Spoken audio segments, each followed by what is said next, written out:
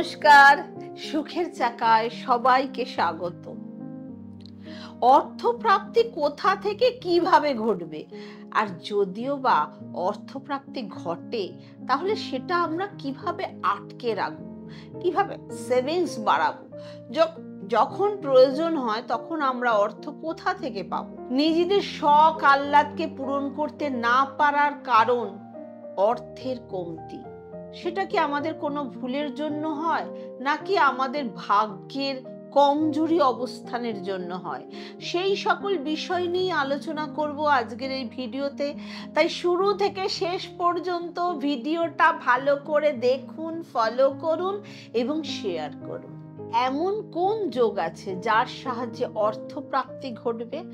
যার হাতের পাতা যত বড় হয় সেই হস্তরেখায় পর্বতের মতন যদি উঠে থাকা চিহ্নগুলো থাকে, অর্থাৎ বৃহস্পতির পর্বত উঠেছে, তার মধ্যে যদি ক্রস সাইন আঁকা থাকে, তাহলে সেই সংকেত দেয় অর্থপ্রাপ্তির। এই বৃহস্পতি তর্জনীর তলার জায়গাটায় যদি কারো ক্রস সাইন থাকে তাহলে অর্থপ্রাপ্তির সাইন।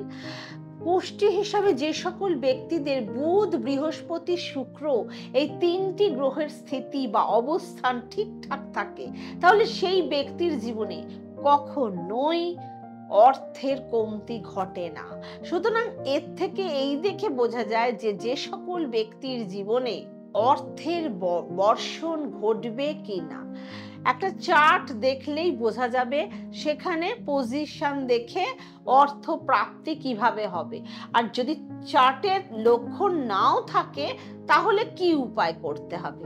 যাদের অর্থপ্রাপ্তির যোগ আছে কিন্তু অর্থকে তারা ধরে রাখতে পারে না, চলে যায় বা বেশি সময় টিকে থাকে না, এমনটা কেন হয়?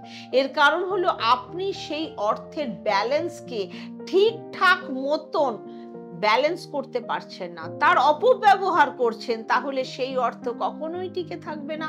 বড় কাজে লাগানোর জন্য অর্থকে টিকিয়ে রাখতে হবে, অর্থকে কেবলমাত্র সঠিক কাজে ব্যবহৃত করতে হবে। লক্ষ্মী দেবী হলেন অর্থের কারক, তার যে নিয়মগুলো আছে সেই নিয়মকে যদি প্রত্যেকটা মনুষ্য জাতিরা মেনে চলে তাহলে অর্থপ্রাপ্তি ঘটবেই, অর্থের কমতি কখনোই হবে না, অর্থ অনেক সময় টিকে থাকবে। সেই সকল ব্যক্তিরা কখনোই গরিব হবে না। এর জন্য আপনাকে কিছু নিয়ম মেনে চলতে হবে। কিন্তু দেখুন, নিয়ম মেনে চললে আপনি কি হয়েছেন, আপনি কি বড়লোক হয়েছেন, কেন আমি নিয়মগুলো মানব, এই প্রশ্ন করলে হবে না।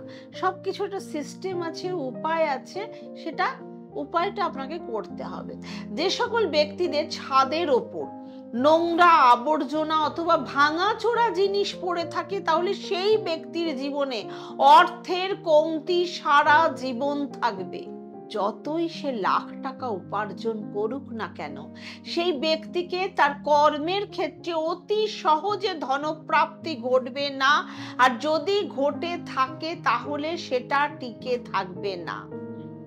সুতরাং ছাদ প্রতি মাসে একবার পরিষ্কার করুন। ভাঙা চোরা জিনিস, ভাঙা কাঠের খারাপ জিনিসপত্র একদম রাখবেন না। দ্বিতীয় উপায়টা হলো জলের ট্যাঙ্ক সব সময় পরিষ্কার পরিচ্ছন্ন রাখতে হবে, যাতে সেই জলের মধ্যে শ্যাওলা বা নোংরা বা ময়লা না জমে, সেদিকে লক্ষ্য রাখতে হবে। এছাড়া টাকাটা যেন উত্তর বা উত্তর পূর্ব দিকে, মানে ট্যাঙ্কটা, জলের যে ট্যাঙ্ক, সেটা যেন উত্তর বা উত্তর পূর্ব দিকে থাকে, অন্য কোনো দিকে যেন না থাকে, তাহলেও অর্থের নাশ ঘটবে। তৃতীয় যে জিনিসটা হলো আমাদের পূর্বজন্মের কর্মের ফলস্বরূপ এই জন্মে অর্থপ্রাপ্তি ঘটলেও সেটা টিকে থাকবে না, রোগ ভোগ কোর্ট কাচারিতে শেষ হয়ে যাবে। শুধু কর্মফল বলে একটা জিনিস তো মানতেই হবে। চতুর্থটি হলো, যদি আমাদের বাসস্থানের আশেপাশের জায়গা খুব অপরিষ্কার বা নোংরা থাকে, তাহলেও কখনো অর্থ আসবে না বা টিকেও থাকবে না।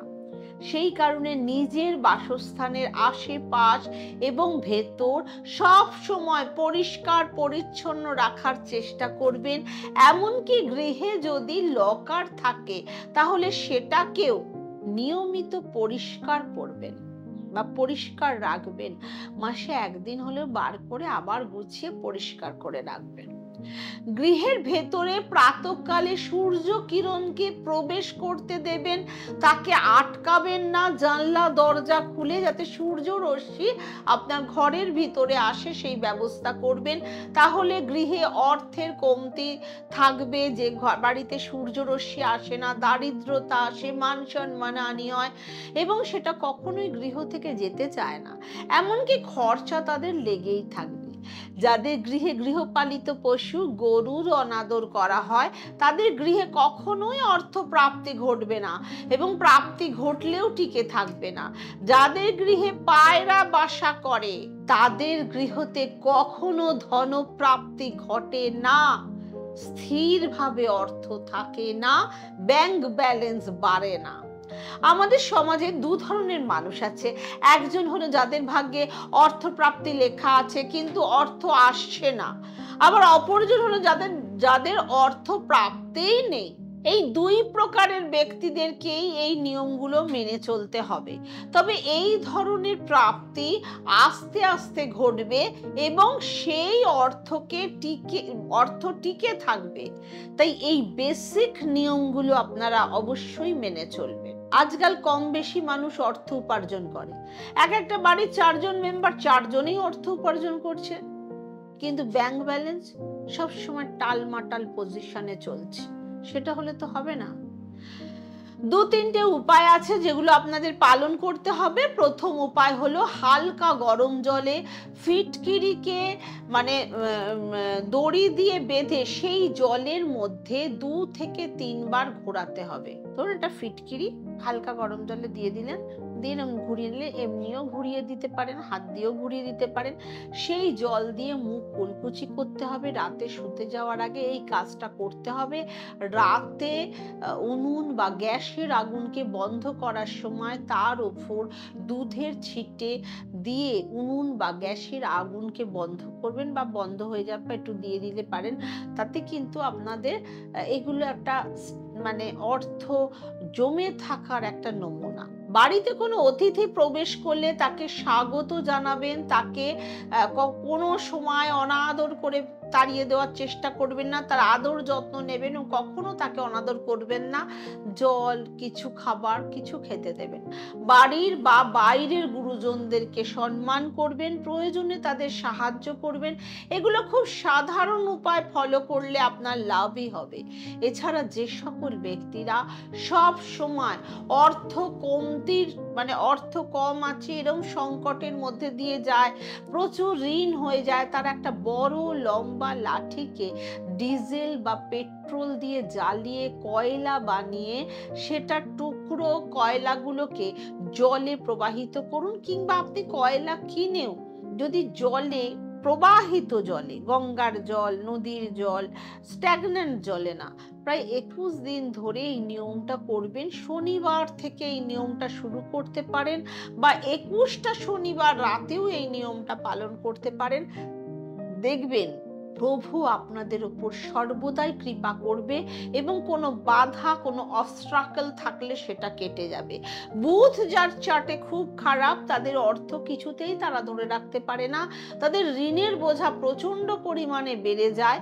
সুতরাং ওই যে বললাম, ফিটকিরি দিয়ে জল দিয়ে মুখ ধুলে প্রতিদিন নিয়ম করে করতে শুরু করলে আপনার দাঁত ভালো থাকবে, বুধ স্ট্রং হবে, তার ফলে বোধ বুদ্ধি জাগ্রত হবে।